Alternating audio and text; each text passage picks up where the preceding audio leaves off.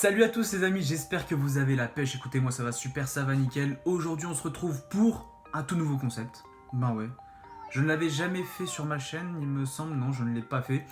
Donc ça va être un top 5 des transferts les plus chers de l'histoire de chaque club. Et aujourd'hui, je vais vous parler forcément du club que j'affectionne le plus. Hein, vous le savez tous, enfin pour ceux qui me connaissent le savent, je suis un grand fan de l'Olympique de Marseille. Et aujourd'hui, on va parler du top 5 des transferts les plus chers, donc les 5 transferts les plus chers de l'histoire du club phocéen. Avant que la vidéo ne commence, je voulais aussi vous dire, n'hésitez pas à me dire dans les commentaires si vous voulez que je fasse un top 5 aussi des plus gros transferts, des transferts les plus chers, de votre club favori. Hein. Bon, ça peut être n'importe quoi, Lyon, Monaco, Paris, même si vous voulez, ou même un autre pays étranger. Dites-moi tout ça dans les commentaires et si cette vidéo vous plaît, si ce concept vous plaît, j'en sortirai avec plaisir. Dites-moi tout en commentaire si vous voulez que je fasse une de vos équipes.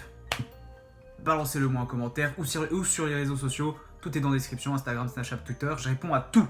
Voilà. Sur ce, bonne vidéo. Arrivé en 2010, André-Pierre Gignac devient et reste l'avant-centre le plus cher de l'histoire du club après avoir quitté Toulouse pour 16 millions d'euros.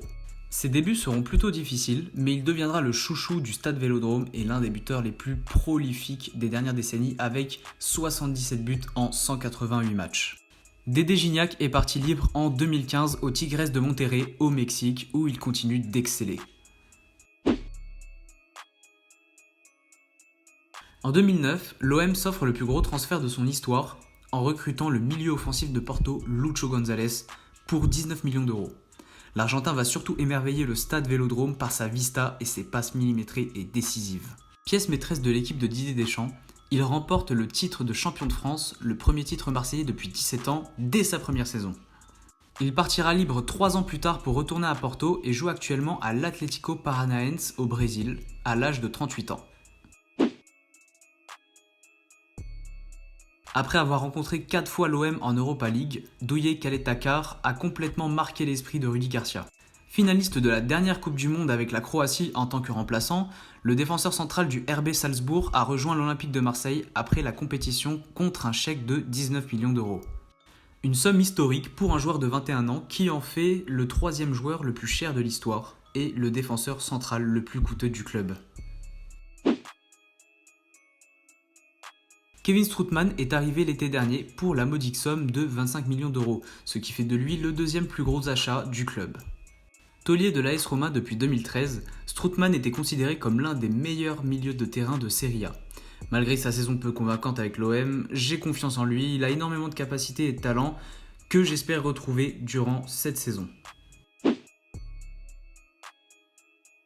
En rachetant l'Olympique de Marseille, Franck McCourt et Jacques-Henri Hérault ont voulu taper fort d'entrée en offrant une star à leurs supporters. Qui de mieux alors que l'ancienne idole du club sous les ordres de Marcelo Bielsa, du patron de West Ham et l'international français Dimitri Payet. Bien aidé par le clash entamé par le joueur à West Ham, l'Olympique de Marseille rachète le joueur pour environ 30 millions d'euros après l'avoir vendu 15 millions, soit le record du club avec le plus gros salaire de l'histoire qui va également avec. Si son retour a été compliqué au début, la fin de saison 2018 du joueur a déjà fait oublier le prix dépensé.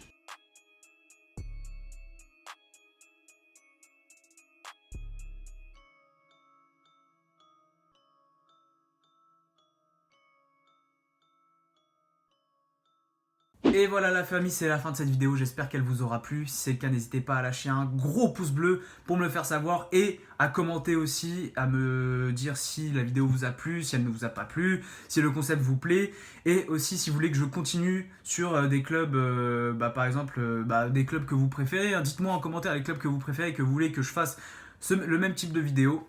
Je le ferai avec plaisir, donc j'ai pas de date de sortie, hein. Dès que j'ai envie de le faire, je le ferai. Donc dites-moi dans les commentaires si vous avez des clubs que vous avez envie que je traite, et ce sera avec plaisir. N'hésitez pas aussi à vous abonner à la chaîne, ça m'aiderait beaucoup, voilà, donc c'est pour développer la chaîne évidemment, donc si vous aimez un petit peu toutes mes vidéos, etc., abonnez-vous, ça me suffit, voilà, ça me suffit, vraiment juste vous abonner, liker et tout, c'est gratuit, ça prend une demi-seconde même pas, et voilà, ça bouffe pas de pain comme diraient certains. Donc voilà. Rejoignez-moi aussi sur les réseaux sociaux, Instagram, Snapchat, Twitter, tout est dans la description. Je réponds à tous vos messages, à tous vos tweets, à tout ce que vous voulez. Voilà. Et ben sur ce, je vous laisse. Passez une très bonne soirée ou une très bonne journée. Prenez soin de vous et à la prochaine. Ciao!